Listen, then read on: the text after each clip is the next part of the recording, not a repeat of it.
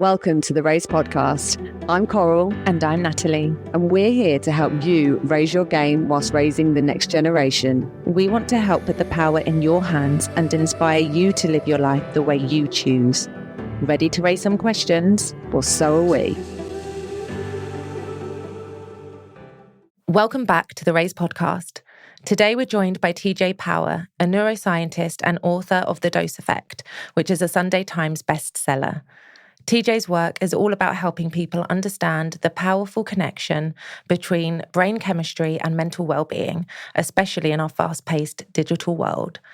In the D.O.S.E Effect, TJ breaks down how 4 key brain chemicals, dopamine, oxytocin, serotonin, and endorphins shape how we feel each day. His mission is to help people rebalance these chemicals through simple daily habits that improve focus, mood, energy, and overall mental health. TJ, thank you so much for joining us today.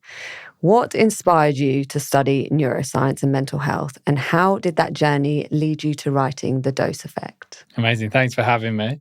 And I think for me, I grew up as a kid that was very addicted to things. I grew up whether that was sugar or gaming or eventually alcohol and cigarettes and all that sort of stuff. I grew up pretty hooked on a lot of stuff. And then at the age of 16, 17, I discovered dopamine for the first time. And it finally gave me a bit of an understanding as to, my brain really craves dopamine.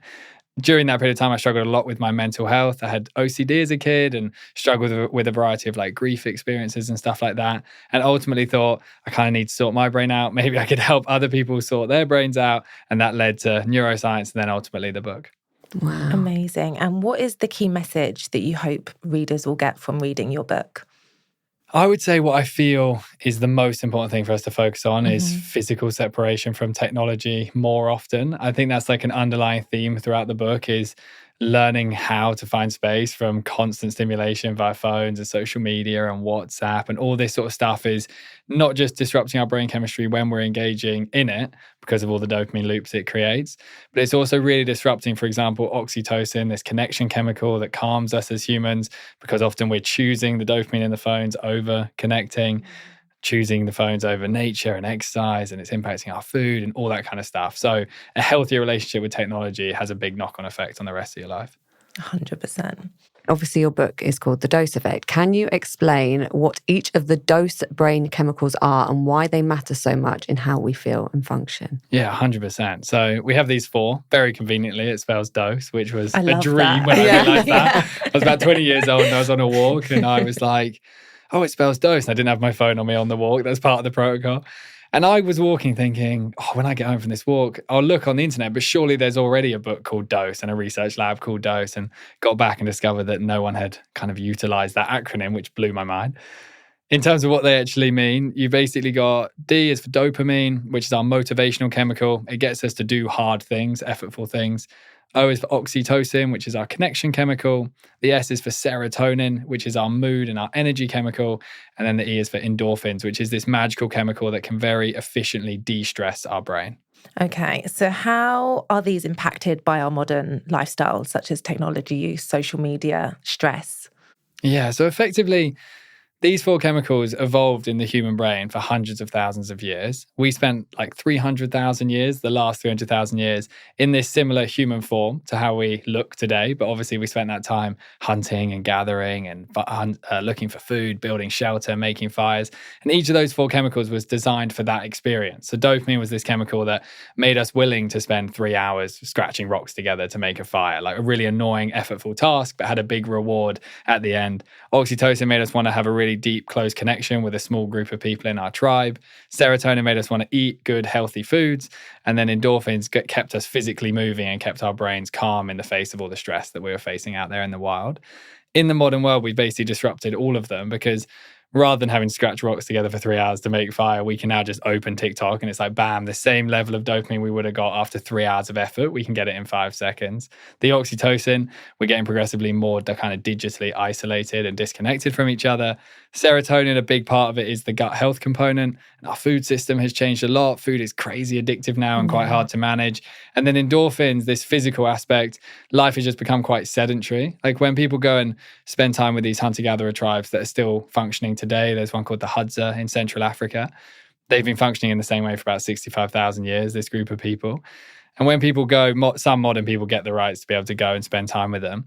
And when they go and spend time with them, they do 35,000 steps a day. And if you, like, even if we do 10,000 steps a day, we're like, wow, 10,000 steps. I'm buzzing when I do 10,000 steps.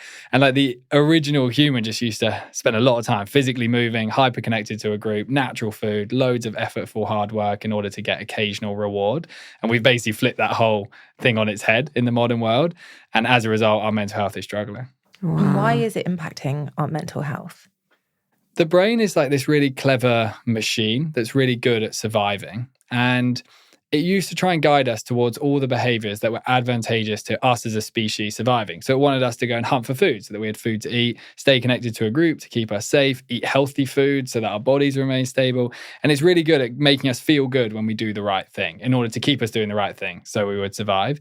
In a very similar way, how these chemicals operate is if we're misaligned to our optimal survival effectively. So if you were choosing to watch porn every day and no longer try and date people in order to get into a relationship and procreate, if you were just choosing porn, the brain would begin to realize, oh, this isn't actually optimal survival for a species. So it begins to send a message and make you kind of depressed and flat to try and change your behavior. That happens the same if we don't spend any time outside in sunlight, or we live really sedentary lifestyles, or we spend all our time on social media. If we're misaligned to what would be the best thing for us as a human, the brain is such a genius machine that it makes us feel crap in order to say, please change your behavior so that we can get back to optimal. Wow. So why do you think people are struggling so much with specifically dopamine today? Because we always really wanted dopamine. Like the original human desperately wanted dopamine. And that gave them the desire to like go and hunt for hours or make the fires or build the shelters. But we would only get really rewarding experience. Like, yes, I've got some food, take it back to the group and you'd feel really happy for a few hours. We can now access dopamine like 200 times a day on these phones. Then you add like sugar and vapes and all these other things onto it. And it's like hundreds of dopamine hits a day. And it's just creating this loop where it's like, wow, now we can get reward so much that our brain is then getting very habitually connected with, I need dopamine all the time. And then now, because we're so overstimulated with the dopamine, when we spend a little bit of time away from it, we actually get withdrawal. It makes us feel really shit. Like you scroll your phone for ages and then you put it down, you actually feel quite shit. And you think, oh, I kind of just need the phone because it's making me feel calm. But it's actually the opposite way around. The phone is making you not feel calm and then making you feel shit because you're kind of withdrawing from the addiction. That's so true. And even with, so for example, say if you have ADHD, I'd love to know, my husband thinks he has ADHD. He might. Are there any tips specifically with regards to dopamine for people who have ADHD? Yeah, definitely. So with this dopamine chemical, we all have what's called a baseline level of production of it. So we all make a certain amount of it naturally each day. And a neurotypical brain will make slightly more than a brain that has ADHD. So they make slightly less dopamine. And if you imagine it on kind of like a curving spike, if someone with a neurotypical brain, say, had a glass of wine, their dopamine would go like this. It would go from a baseline, increase, nice dopamine hit, and then calm back down. If you start from kind of a bit lower, so your dopamine starts a bit lower, when you drink the glass of wine, the difference in the increase in dopamine is actually much greater. So it means everything that's addictive is very addictive, which is why lots of people with ADHD get super hooked on their phones or porn or sugar or whatever it might be. And with that in mind, it's just very important for people with ADHD to also think about how are they going to naturally stimulate this chemical? How can they get nice, like, increase in dopamine, but much more steady increases of dopamine rather than drink alcohol, boom, straight up. If you do something as basic as cleaning and organizing your home, you feel good after it, but you don't feel good straight away. And it's slowly increasing dopamine. And do you have any tips to be able to help people with that? Yeah, definitely. So there's this thing called flow state, which is where we get really deeply immersed in a task. And everyone has their own unique flow state effectively. If I was to ask you, for example, is there something in your life that really like gets you in the zone? And it could be something in work, it could be art, music, sport. Is there anything in your life that gets you in the zone? I think just when I'm being creative in general, yeah. Like when I'm coming up with new ideas or I feel excited about a passion project, I feel like then I can really switch off to everything else. But I'm very easily distracted as well. But again, I know it's my phone. But as I said to our guest who we had on earlier, the time when I feel most creative is when I'm in the shower because I have no distractions. So my children can't reach me. Yeah. I'm not focusing on anything else, housework. My phone isn't around. And I honestly feel like that is when my brain works best and that's when all my best ideas come to me. Okay. Yeah. Interesting. So that's like creative lane. And what you'll notice is when you do that activity, when you get into a really creative space, maybe in the shower, but also like when you then input that creative idea in some kind of action with your work, whatever it might be, you'll notice you feel quite satisfied after that kind of effortful deep focus. And if you compare that to the phone, whilst it kind of created this temporary focus of your brain on the phone, you never feel satisfied after scrolling a phone. You never think, oh, it's such a good scroll, I'm so happy. Perfect, it's all I need, don't need to use a phone anymore. So you think true. more. And it's because it's never enough, is it? It's never enough. And it's because this, like, the creative, deep focused work slowly increased your dopamine over time. It's nice and steady, got a nice reward, chilled back out. The phone is like max dopamine. Then it crashes and your brain goes, fuck, how do I deal with this low dopamine? So then it wants to boost it back up. With your husband, you mentioned there with ADHD, if someone with ADHD gets into a deep state of focus, they get really, really into focus. So if you think of him, is there something in his life that you think, oh yeah, he gets really focused on that one thing? Could be in work, but it also could be music or sport or art or gardening or hiking, can be anything. But he's become obsessed with exercise, but I think that's because he thinks he has ADHD. He feels like that almost helps level him out. So he, for example, he did 444 days of exercise. So he went to the gym every day for 400. He might have ADHD. No, yeah, exactly. So he becomes obsessed with that. But I think he thinks it will help. But that's and also now he's like super into peptides. So he's into kind of biohacking. But he becomes obsessed with a certain whatever it is, and then kind of focuses on that, hyper focuses on it, I suppose. As you say, like with that phrase leveling out, the exercise is literally leveling out its dopamine because it's effortful reward. Rather than say, for example, scrolling a phone or eating the sugar, it's no effort, loads of pleasure. Actually, he's doing a 100-day challenge. He actually stopped social media for 100 days to and see did that if it help has. his ADHD? So he's like halfway through at the moment. Okay, interesting. Yeah, and I feel like it's really making a difference. And he started, so he's switching it for reading. He switched it for reading, so he's trying to implement more reading and reading a book a month. Whether before he never, extreme. Yeah, exactly. This is the way he is. No, but that's good. Yeah, and reading so it's good is that like he's acknowledging it and trying to deal with it.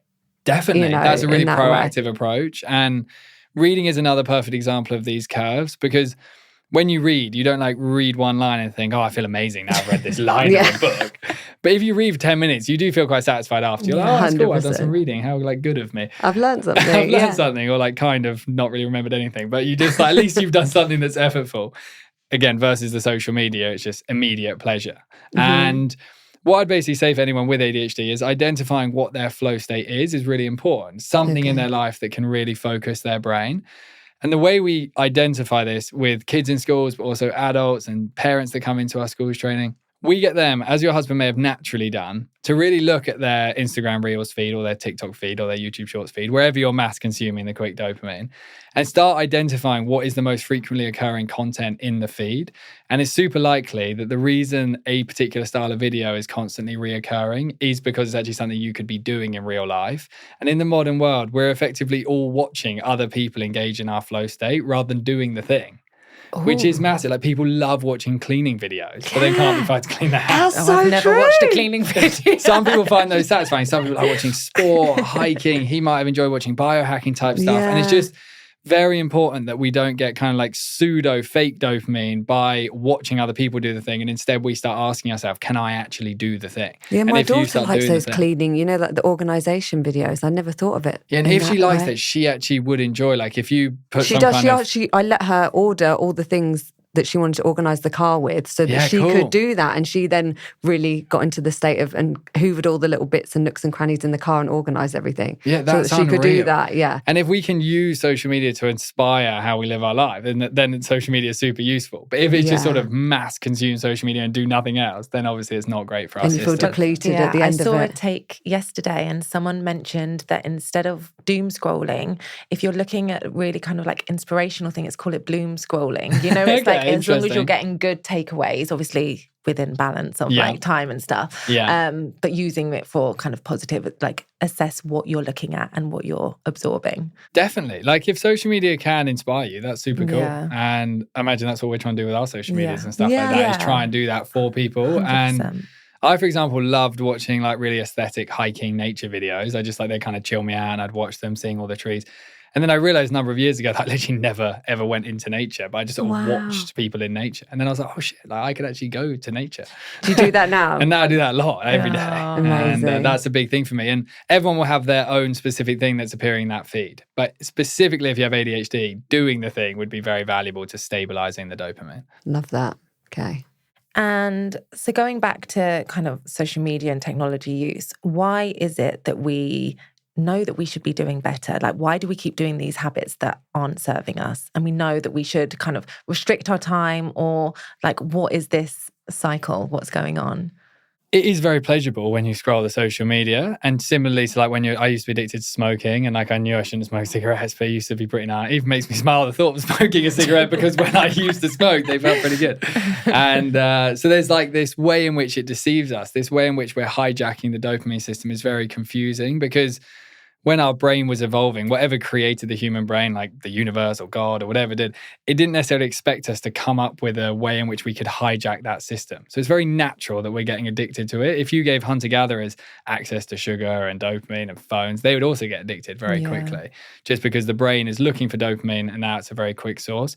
I think the reason people aren't necessarily changing it is because they're not closely observing enough the impact it's actually having on their life and their mental health. And they're not realizing the phone itself is actually often the sole cause of a lot of our pain. Because what can happen is, this is really strong with alcohol as well. When you get smashed on a Friday night, you wake up on, I'll just show a more extreme example with alcohol and then how this relates to the phone. But you get smashed on a Friday night. Saturday, you have like a hangover and you feel kind of like sick and a headache and whatever, and you eat some junk food and then you kind of get through it. Sunday, you feel a little bit better. And Monday and Tuesday, the hangover is kind of gone. But often on Monday and Tuesday, we feel less happy. We feel more irritable and more frustrated by life, and our job's annoying, or our relationship, or our kids are annoying. On a Tuesday, you'd very rarely equate the pain in your mind to the alcohol from the Friday. But that's very likely the cause of the pain. Because if you observe your week, you're typically not in that state on a Thursday or Friday in comparison to a Tuesday. It's because the alcohol has had this big impact, but we're not drawing the connection between the things. In a similar way, this mass overstimulation from the phone is creating like tons of anxiety in our brains and dysregulating our nervous system, and for some people making them quite depressed. And I think, for me anyway, and a lot of the people that are in our research lab that come through this, if people really come to understand, the reason I'm feeling that way is because I'm over scrolling this phone, rather than thinking almost the other way around, I feel shit and the phone's the only thing that saves me from this feeling, which is kind of where we're at right now. We think it's distracting us from the feeling. If you really come to understand like, this phone is really significantly impacting my life, how happy I am, how connected I am to my partner, how much I like my work, then you start thinking, oh shit, maybe I should do something about it. Yeah. And do you think big tech knows this? Yeah, 100%. They know it. I know, it's just a trick They question, know what really. they're doing. Like how addiction works is, if you get like rats, for example, and you put them in a box and you give them access to cocaine via a lever, if you make it so that they can press the lever and they'll get cocaine, they'll like get quite consistent at like, they'll go over occasionally, press the lever and they'll get some cocaine. And they're like, oh, cool, I'll get some cocaine. Then if you make it like every 3 presses, you can get cocaine. The rat will very quickly learn within 24 hours to occasionally go over there, press it 3 times and get the cocaine. If you make it completely random, whether it can get the cocaine on 1 press, 8 presses, 2 presses, 20 presses, the rat suddenly loses its mind and goes completely mental, just rapidly pressing it for cocaine. It suddenly loses the ability to manage its addiction to the lever. Wow. The whole way in which technology is designed is the reward is random and varied. Not every single post is designed to actually keep you really interested. It's supposed to be maybe the next post, maybe in 6 posts, maybe in 4. No. And it's in the exact same way in which slot machines work. Most of the time you lose, sometimes you win, gets you super addicted. And of course, like, they know what they're doing. They're hooking us to it. And sadly, like, it's too big a system for them to necessarily be the ones that create change. I think there's some things happening, like policies where you're delaying kids getting on social media. But I think ultimately, like, the solution is much more about training humans from the bottom up rather than expecting tech to change. Yeah, that's so true. Just a quick break to talk to you about Happy Mammoth. At Raise, our goal is to help women and mothers to live their best lives, and that's exactly what Happy Mammoth want you to do too. They are dedicated to helping women take control of their well-being at every stage of their life. Hormones are essential for our overall health and happiness, as they impact everything from our energy levels, sleep, to our mood and our focus. And when they're out of balance, well, life can feel pretty out of balance too, which is why we're excited to share Happy Mammoth's Hormone Harmony with you. Hormone Harmony isn't just for women going through menopause, it's for anyone experiencing the effects of hormonal changes. We both take Hormone Harmony as part of our daily supplement go-tos and are so impressed with the ingredients and benefits we feel from taking it. They're packed with adaptogens, which are really powerful herbal extracts that help your body manage stress, and it's designed to naturally restore balance and help you feel like yourself again. You may have actually seen Hormone Harmony on social media already because women cannot stop raving about how it has transformed their lives. A bottle of Hormone Harmony is sold every 24 seconds. So whether you're navigating life's transitions into menopause or just looking for hormonal balance, check out Hormone Harmony from Happy Mammoth, because life's too short to let your hormones hold you back.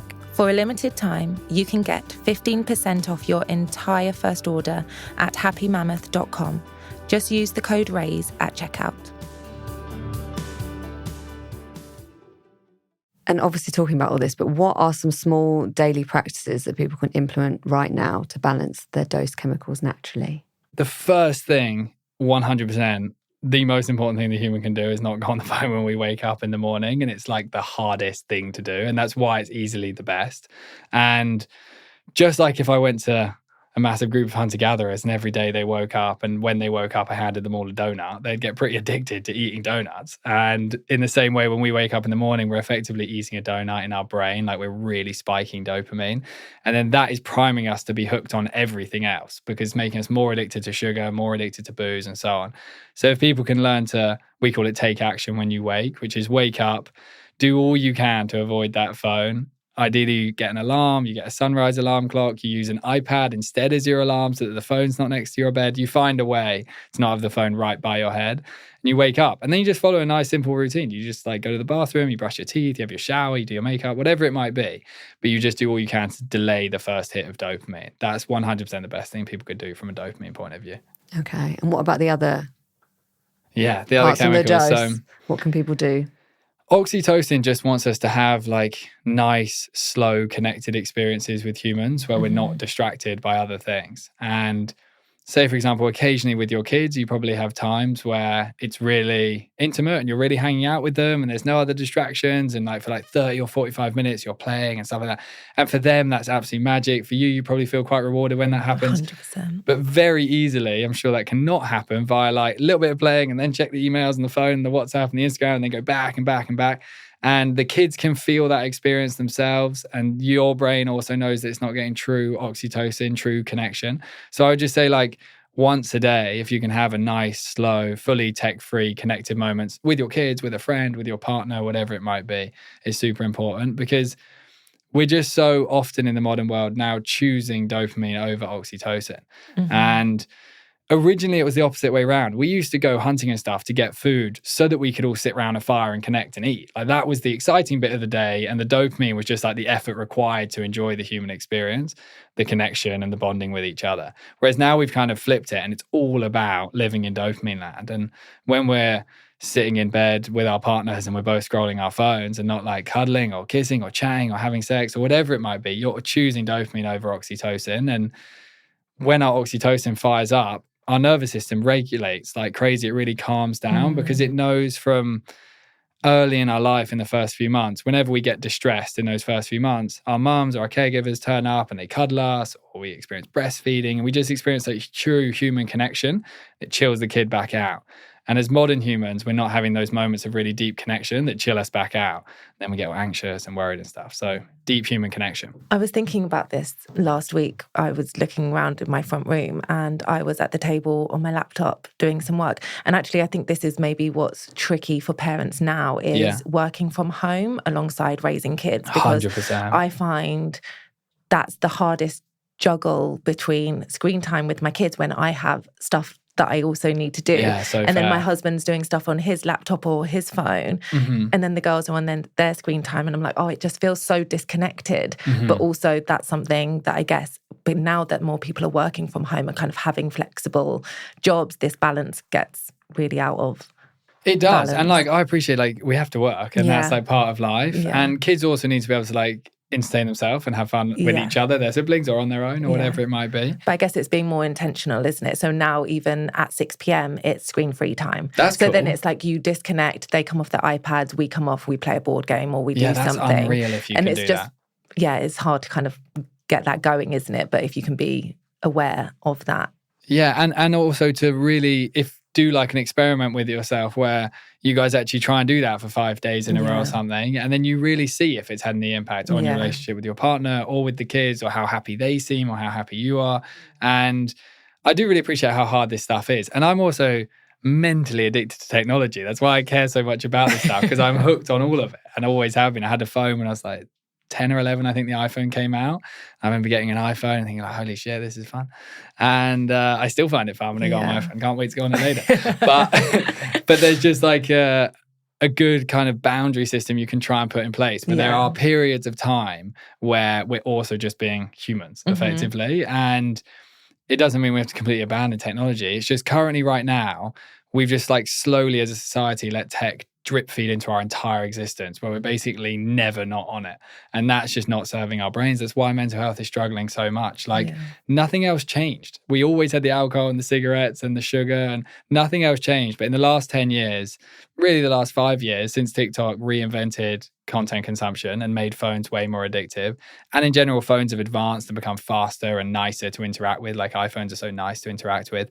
That's when mental health has begun to struggle. And if we can just like get a little bit like back towards more human time, it'd be pretty useful. How do you kind of implement? I have very screen strict time. That's what I'm protocols. Just break it down. I really do. And like, I don't say this from the perspective of like, you have to wake up tomorrow and follow this routine that I follow. But this is where I've gradually worked. There's key takeaways, isn't there, that people can grab, and even if they implemented like one of the things that you say. Sure. Yeah. So definitely not having my phone in my bedroom is like a big first step. And I had to go through a big period of kind of like weaning myself off of the phone. So for a long time, I had the iPad in the bedroom and I'd kind of watch like TV on it in the evening, Netflix or podcasts or whatever it might be. And that, for context, is way better than scrolling a phone because it's a lot less stimulating, slower on the dopamine curve than the reels. So for a while I did that. Now I don't have the phone or tech in my room, which has been a 4 or 5 year journey to try and get it out. So I'll wake up in the morning, I go and brush my teeth. I do like the whole meditation thing, which I don't try and convince people to do because it's so far from, I think, where modern humans are. But if you can meditate, I think it's great. And then I go out for a walk, I get some sunlight, and I'll basically do my morning routine, go for a walk, shower, get ready. And my first tech interaction is always my computer, not my phone. Okay. So I open my laptop, and this is whether I'm going to work out of my home or I'm working from home. I'll always leave enough time for me to open my computer as my first point of tech. And I'll open it, go straight into WhatsApp via my computer, and then start hammering the messages, like whatever my team have said or like family stuff, whatever it might be. I'll do them via the computer, then I'll do my email. And then a lot of the time I then just start my working day, but I've never gone into my phone. So I've never gone to social media. My whole goal is to not see social media before 10 o'clock, basically. Wow. And that's like something I've gradually managed to build. And it changes your life if you don't see social media in the morning. You feel so much calmer. Your addiction to it all changes a lot. And if you're a creator, you see it less often and you actually then get nicer dopamine hits off the reward of how your content is doing, rather than just like, oh, I've got an extra 6 likes, an extra 10 likes. You actually get like breaks and you're like, bang, nice, happy with that. That's so true. Or you feel like, bang, that posted shit and now you're depressed. But it happens one way or the other. But yeah, that's kind of my starting goal in the day is starting. I really think the idea of using our laptops as our main point of tech and not our phones is like a really good shift to make. I really like that because I actually, with my phone, so I'm quite big on a morning routine and I almost see it as my treat. Cool. So once I've done all my morning routine, it's like, oh, then I'm allowed to have my coffee once I've done all the practices. And then I treat myself by having my phone. It's a bit like Atomic Habits, isn't it? It's the kind of stacking. And then I'm treating myself with my phone and you're at like the end of it. earning dopamine. Yeah, and that's the most important thing is that like effort comes first. Yeah. That's why it's so important for kids to learn that they need to earn their moments on the iPads and the tech and stuff like that. Because if your brain begins to believe that pleasure can just come with no effort, then when you get to being an adult and you have to like work to get money, your brain's going to be like, wait, why can't I just be given the money? Like that's effectively what you're priming your brain to think. It's just like pleasure just comes with no effort. So it's really important to, do what you say there, like earn the dopamine in the morning. Yeah, we had this conversation worrying about the responsibility that we have with our children. And we were saying how much nicer, not that our parents weren't nice, but we're so kind to our kids. But the worry that we have is almost about their resilience, isn't it? And I guess their grit, what they're learning.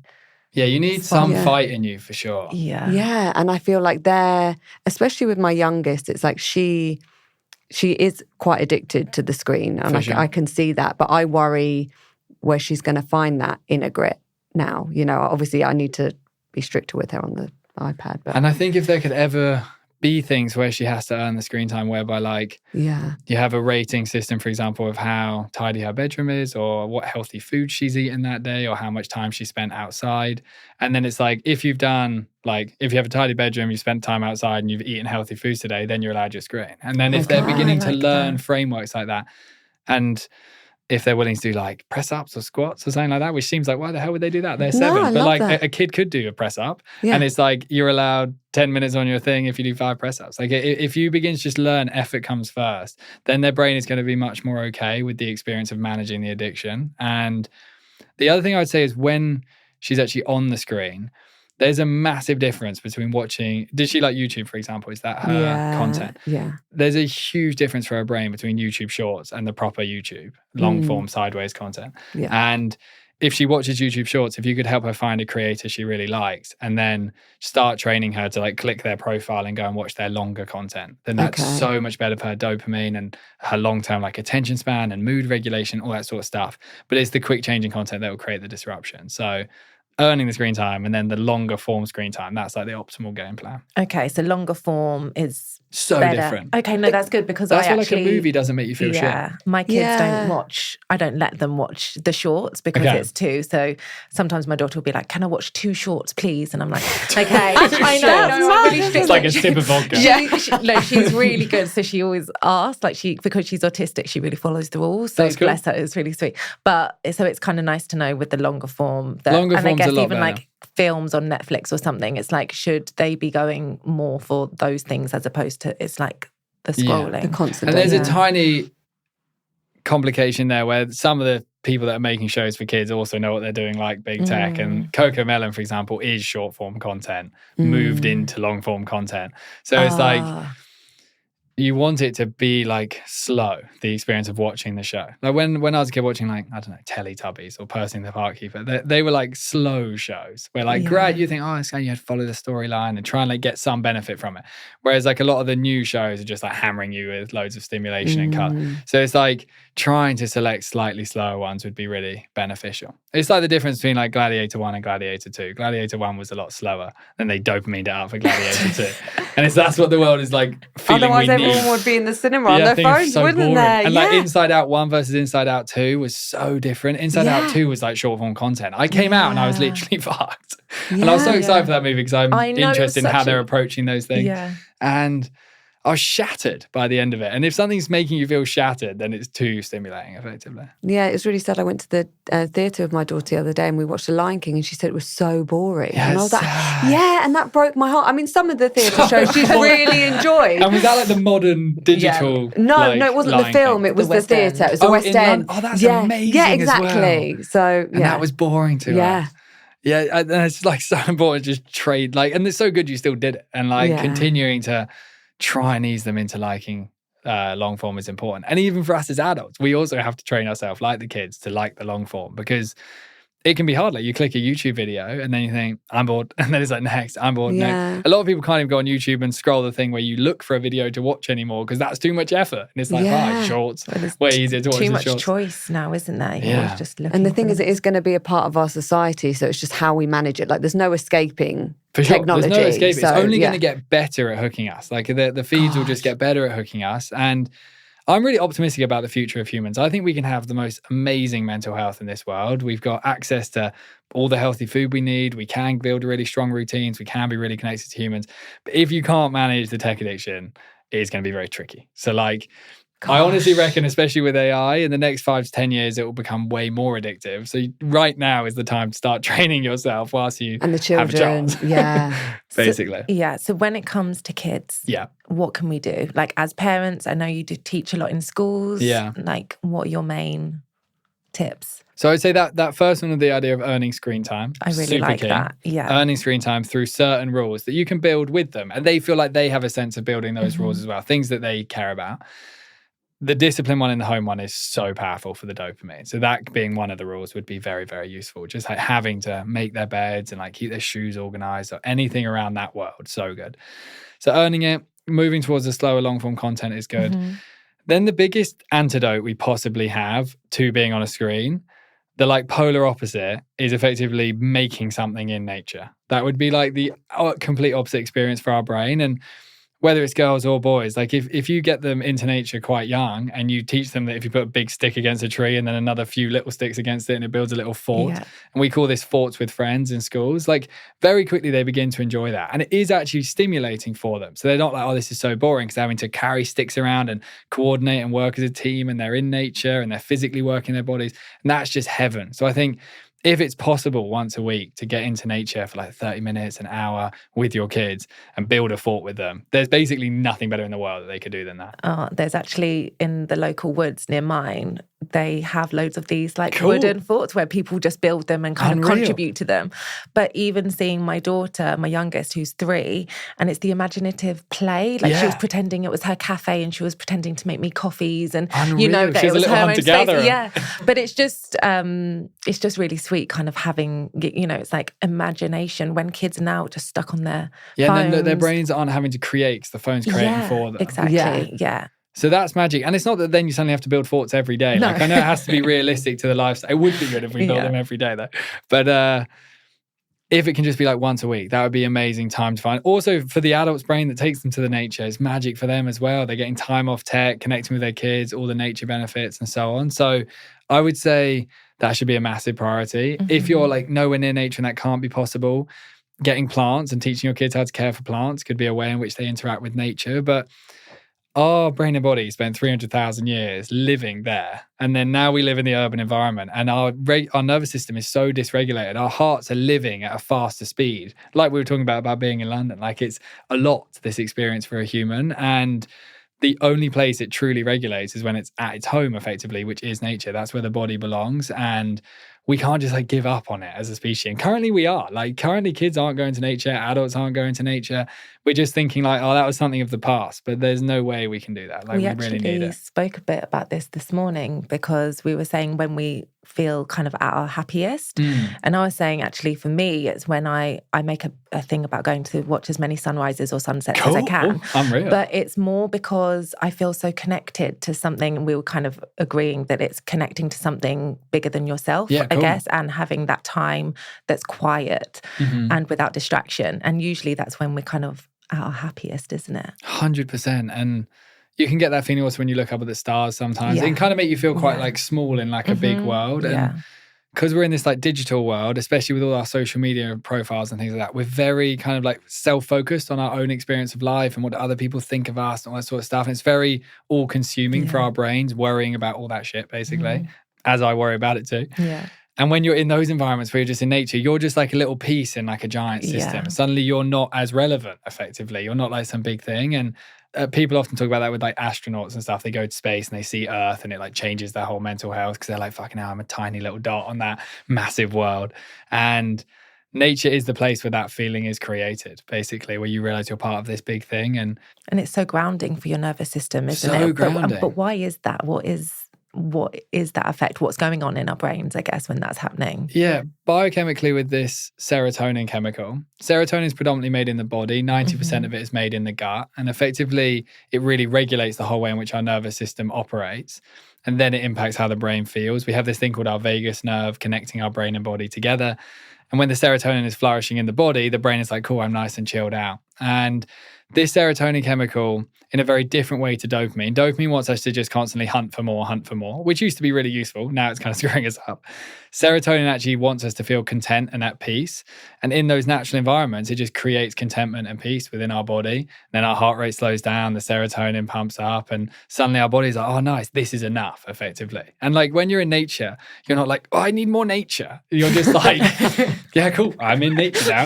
Whereas when you're on the phone, it's like, more, I need to feel good, And the same can happen when you're eating like really good, healthy foods. They're also similar to nature in our body. They are basically nature in our body. And when you eat them, you're not like ravenously like eating the healthy foods. You're just like, this is quite chilled. But when you eat at McDonald's, you're like, bang. That's so true. And it's because the body is activating serotonin properly and it makes us feel content. And it's very hard for our mental health, this like, I need more feeling in our brains. I need a bigger house. I need more money, better holidays, all that stuff, better looks, all those things. It's just like a very dissatisfying experience for a human. And if we can have more serotonin moments, our brain starts to think, oh, life's actually all right. Like this is quite good. And what about the EMF exposure on the brain? Yeah, EMF is interesting. There's a guy I like called Paul Saladino, who's animal-based diet guy, he really takes it to the extreme. He's like no Wi-Fi, plugging in his phone to a cable and stuff. I think you definitely wouldn't want EMF next to your head at nighttime. I don't think that's a good idea for our brain. EMF's not necessarily impacting our dose chemicals, but it is impacting our nervous system and just like making us more heightened.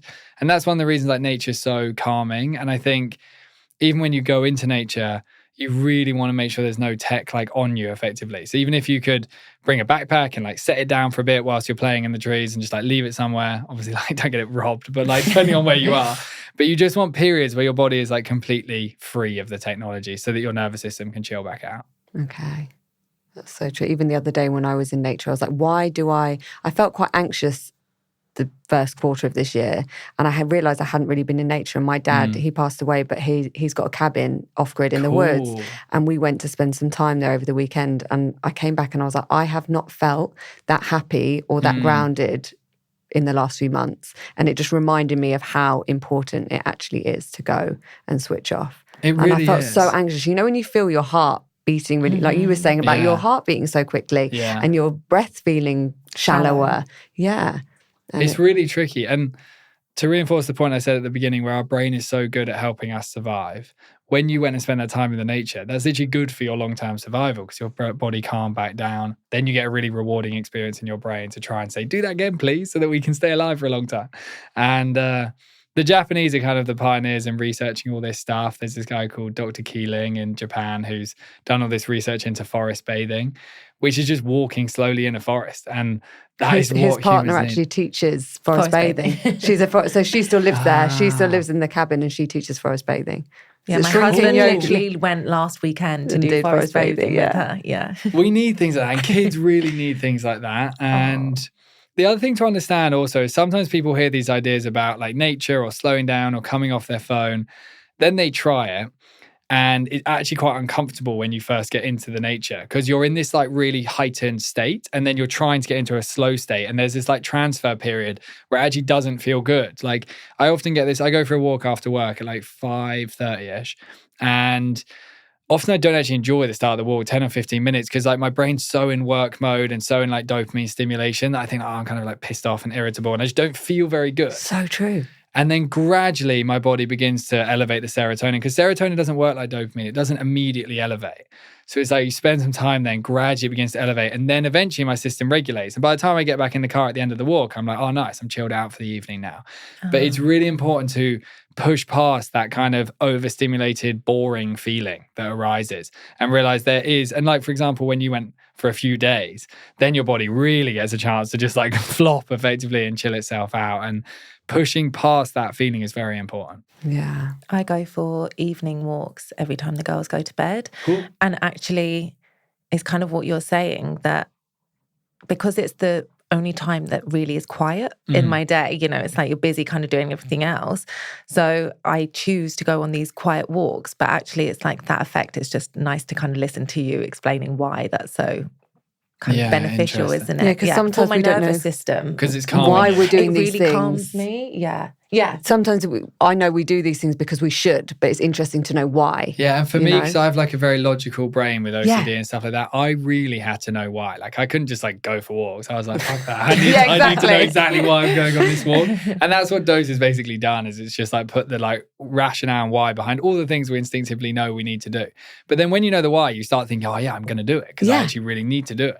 And the interesting thing you said there about relaxation in the evening, there's this big topic at the moment called revenge bedtime procrastination. I don't know if you've seen this. This is effectively binge scrolling in bed when you know you should be going to sleep. I do this. Because you feel like you deserve some me time, which is so fair, especially as mums and stuff like that. You have a lot of outwardly focused time caring for others and you think like, I get this time now. This is my time to absolutely nail my Instagram reels or whatever it might be. And in those situations, it's really important to understand that binge scrolling short form content isn't actually relaxing you. Like if you were to put humans in brain scanners and have them physiologically measured, you're actually stimulating when you're scrolling social media. You're not chilling yourself out. You feel like you're chilling out because your dopamine is pumping like crazy. It's similar in a similar way to when we drink alcohol, our heart rates go up, but we feel more chilled because of the dopamine. And I think if you struggle with that, which is super common, it's really important to ask yourself, like, is there anything else you could do in bed or before you go to bed that could also create some feelings of chilling your nervous system out? Walking, for example, is heaven. Like, that's unreal if you can do that. Taking baths is ridiculously good. And even taking a bath, but then having like Netflix on and an iPad, that's still good for your nervous system in comparison to binge scrolling the content. Cacao hot chocolates are really good for the nervous system. And then even if it's in bed, you want content time, it's totally fair. Even just going on YouTube and watching a podcast on your iPad, that is so much better than just banging the content. Because then your heart rate just before sleep is like getting put into like a panic state. And then you're waking up and then life feels a bit like anxious and irritable and fast. Whereas if in the evening you actually have some good chill out time, of course it'd be amazing if it can be like bath, hot chocolate and go to bed. But if it needs tech inside it, then like YouTube podcasts, Netflix series, all that kind of stuff, just so much better than the smashing the scrolling. This year, let's say no to microplastics, no to toxins, and yes to clean, healthy hydration, because water matters more than you think. We're made up of 60% water, so what we drink literally makes us who we are. Enter Win-Win Water, the game changer in pure toxin-free hydration. Most tap water is full of chemicals, fluoride, metals, hormone disruptors, and even medications. And unfortunately, most bottled water is made from fossil fuel-based plastic, which can leach nanoplastics into the water we drink. That's where Win-Win Water comes in. Not only are all their bottles 100% plant-based, made from sustainable sugarcane, but their water is locally sourced mineral water that is naturally high in electrolytes and minerals. No need to add anything in, it's just as nature intended, real, live water. So we're huge advocates for the UK-based water company Win-Win Water. For us, it really is the starting point for health. If you're drinking the best quality water with no toxins, your body will thank you for it. And in this case, the environment will thank you too. Win-Win Water are currently offering 10% off subscriptions with the code RAISE, so that you can get the best quality water delivered for you and your family directly to your door. Visit winwinwater.co.uk to find out more. And when you were talking about foods, obviously serotonin is linked to the gut. Are there any foods that you would recommend for people or things that people can do to help their kind of gut microbiome? Yeah, so very specifically to the bacteria in the gut, our gut is full of bacteria, and those bacteria, specifically one called lactobacillus, help build this serotonin molecule. And things like kefir and yogurt and kombuchas, all those sort of bacteria are really good. In terms of the kind of higher level of how the gut works, I really believe that we should primarily eat what we did eat for 300,000 years. And some people could see that as like restrictive type eating, is thinking like, oh, eating like meat and fish and eggs and fruit and vegetables and dairy and stuff like that is like restrictive eating. But really that's just eating food. And then the other things aren't actually necessarily food. I appreciate that's really complicated, that topic, but I think if you can orient your food around thinking like, could a hunter-gatherer have got hold of this plate of food or could they not? And trying to eat these single ingredient foods, because when they come into our body, they break down into these amino acids like tyrosine and tryptophan, which then really support building these brain chemicals. They impact serotonin. They also can impact dopamine. And a lot of people, for example, go on a high protein diet and they think, oh, fuck, I love life now. I'm winning at life.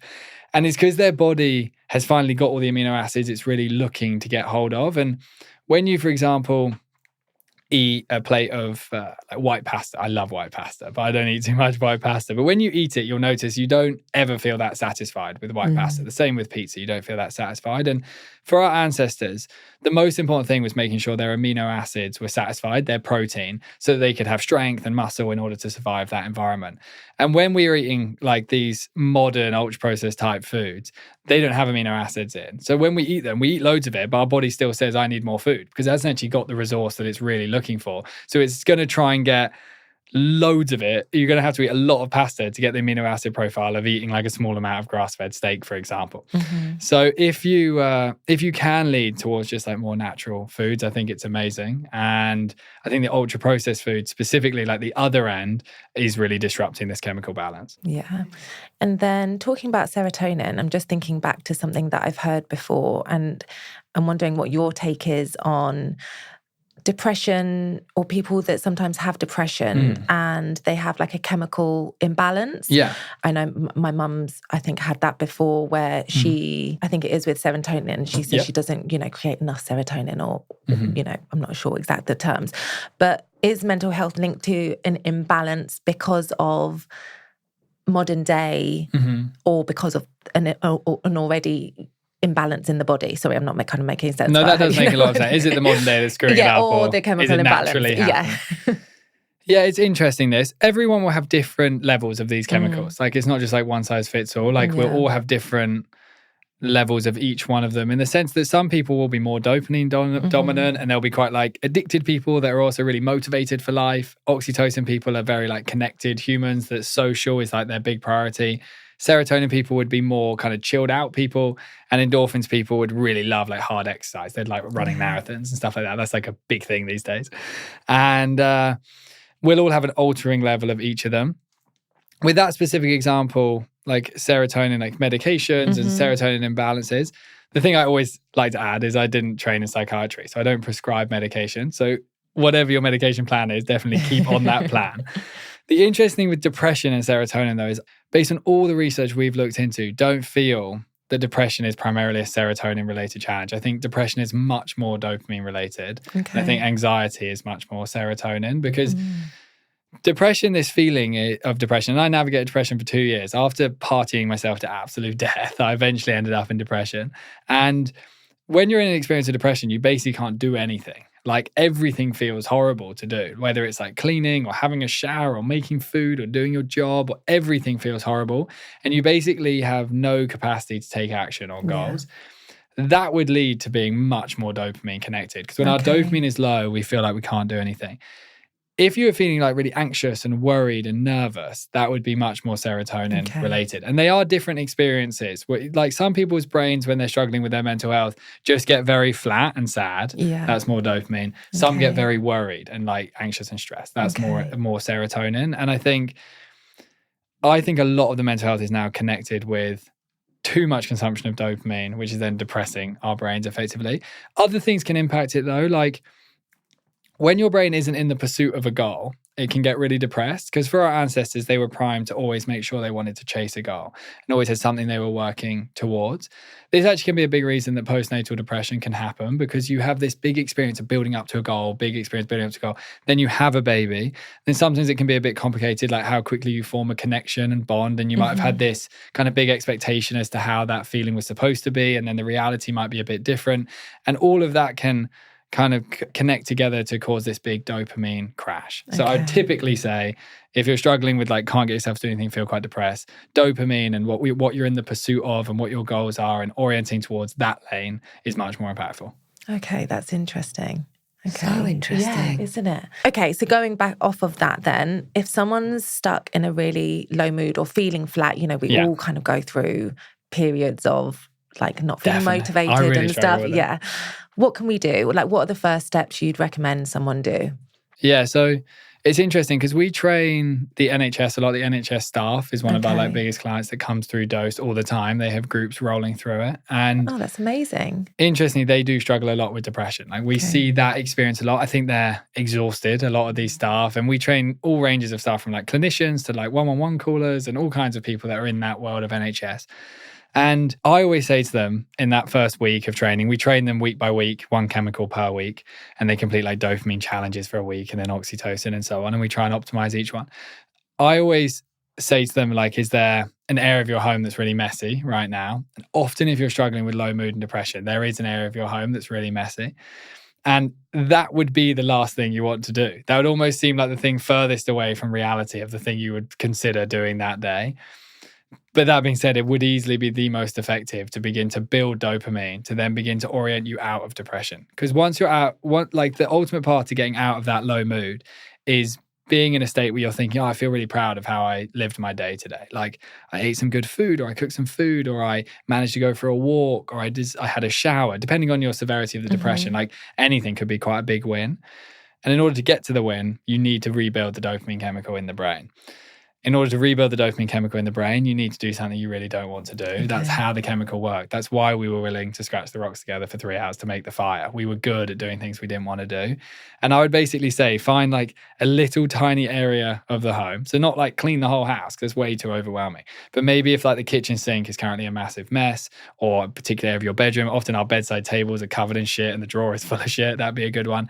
And you could put some Netflix on, some music on, and you make your only goal, no other goal, you make your only goal to reorganize that area.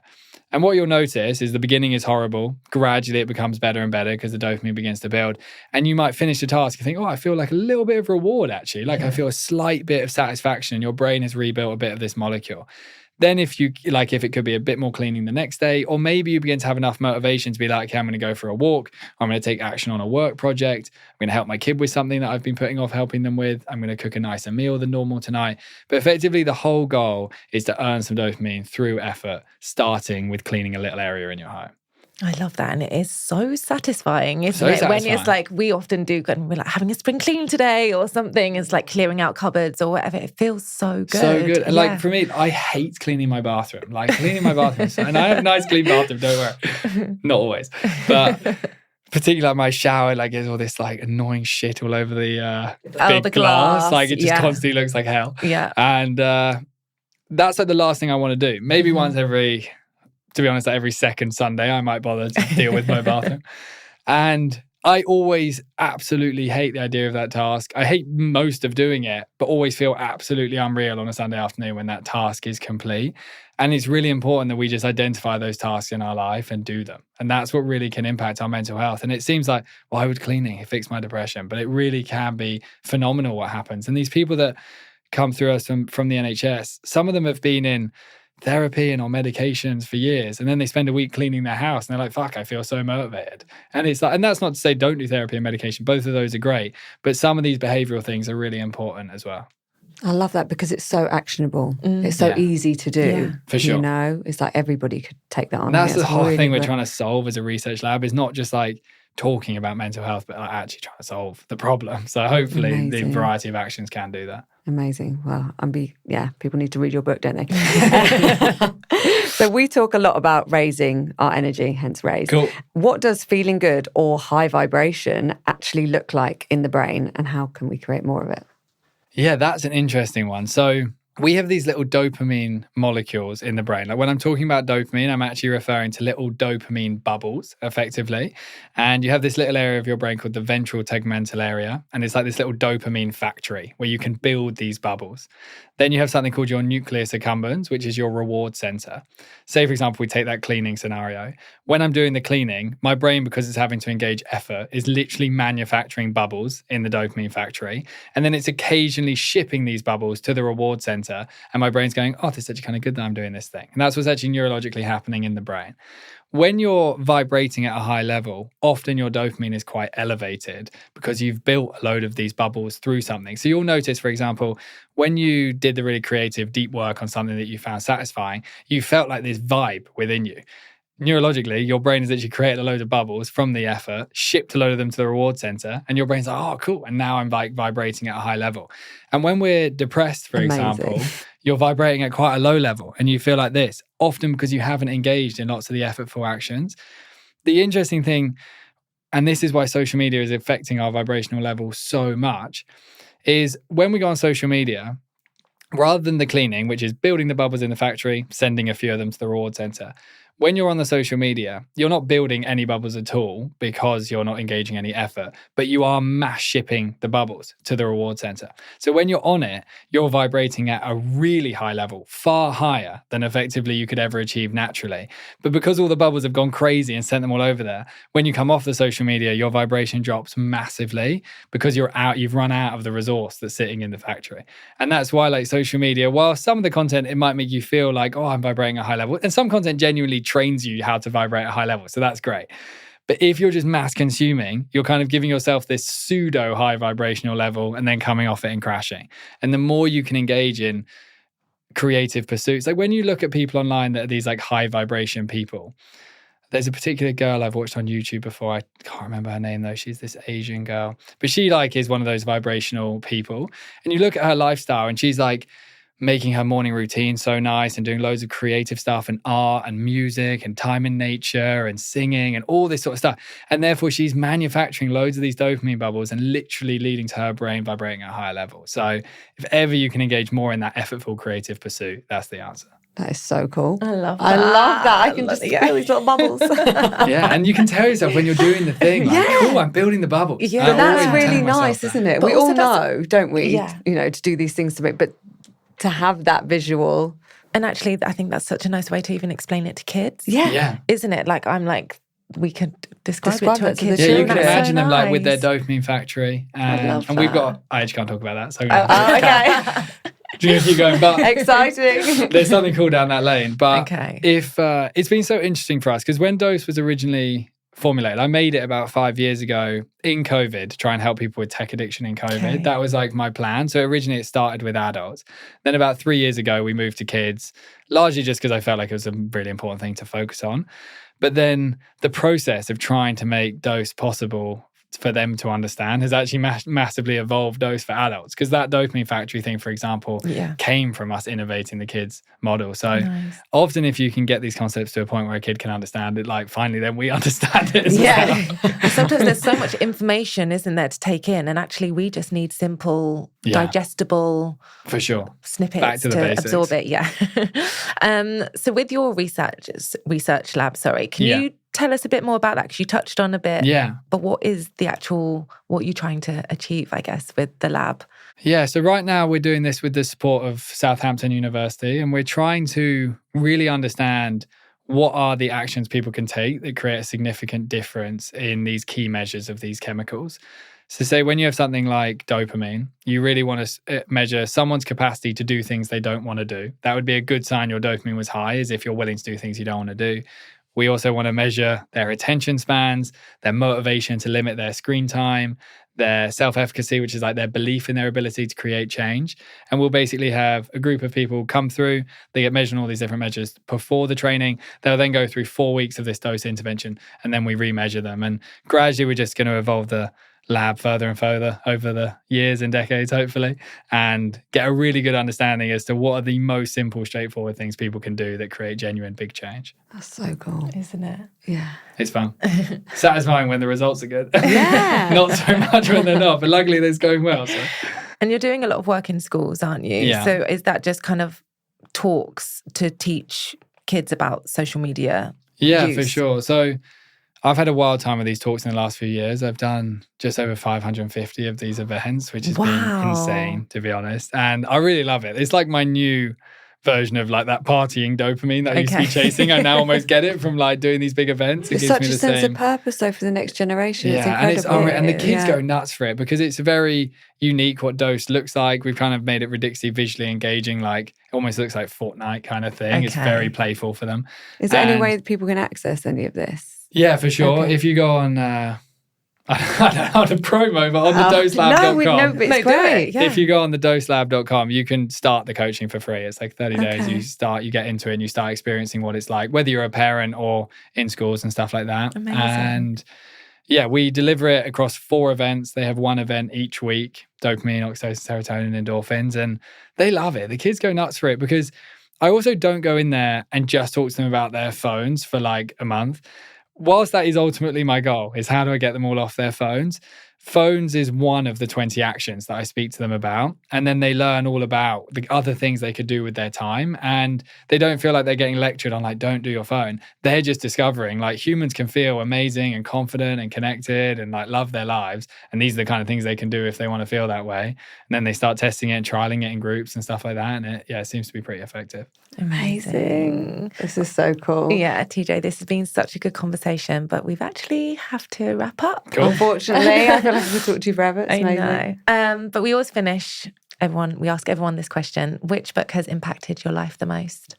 That's a good question. I would say probably The Alchemist. That book's really cool. Yeah. I read that book when I was like 20 years old. And I don't think I'd ever read a book in my life by then, except like kids' books. I really struggle with reading. I don't now.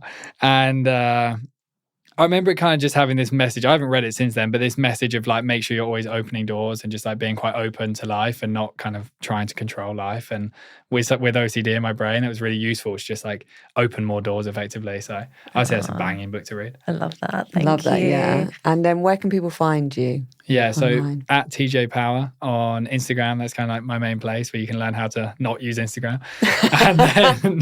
and then thedoselab.com, and the book is called The Dose Effect. Amazing. Thank you so much, TJ. It's been amazing. Yeah, Thanks this for has having been me. I love great. that. Thank you so much. Thank you.